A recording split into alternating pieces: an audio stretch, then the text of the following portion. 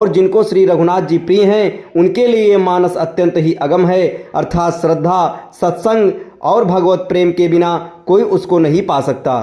जौ करि कष्ट जाई पुनि कोई, जात ही नींद जुड़ाई होई। जड़ता जाड़ विषम उर लागा, गयों न मज्जन पाओ अभागा। यदि कोई मनुष्य कष्ट उठाकर वहाँ तक पहुँच भी जाए तो वहाँ जाते ही उसे नींद रूपी जूड़ी आ जाती है। हृदय में मूर्खता रूपी बड़ा कड़ा जाड़ा लगने लगता है, जिससे वहाँ जाकर भी वह अभागा स्नान नहीं कर पाता। करि न जाई सर मज्जन पाना, फिर आवई समेत अभिमाना। जो बहोरी को पूछन आवा, सर निंदा करिता ही बुझावा।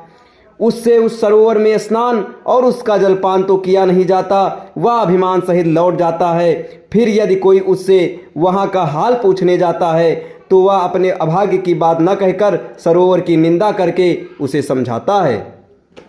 सकल विघ्न व्यापहि नहीं तेहि, राम सुकृपा बिलो कहीं जेहि। सोई सादर सर मज्जन करई, महाघोर त्रयताप न जरई।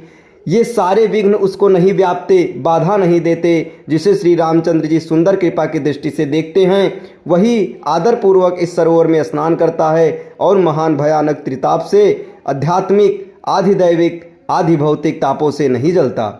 ते नर यह सर तजहि न काऊ, जिनके राम चरण भल पाऊ। जो नहाई यही चह यही सर भाई, सो सत्संग करऊ मन लाई।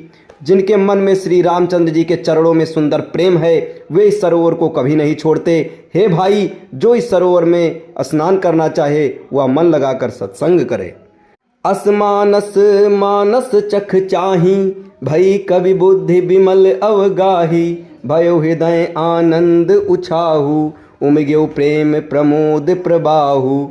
ऐसे मानस सरोवर को हृदय के नेत्रों से देखकर और उसमें गोता लगाकर कवि की बुद्धि निर्मल हो गई, हृदय में आनंद और उत्साह भर गया और प्रेम तथा आनंद का प्रवाह उमड़ गया। चली सुभग कविता सरिता सो, राम विमल जस जल भरति सो।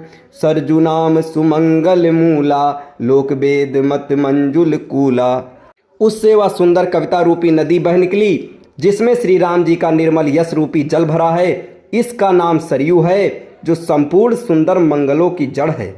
लोकमत और वेदमत इसके दो सुंदर किनारे हैं। नदी पुनीत सुमानस नंदिनी, कलिमल तृण तरु मूल निकंदनी।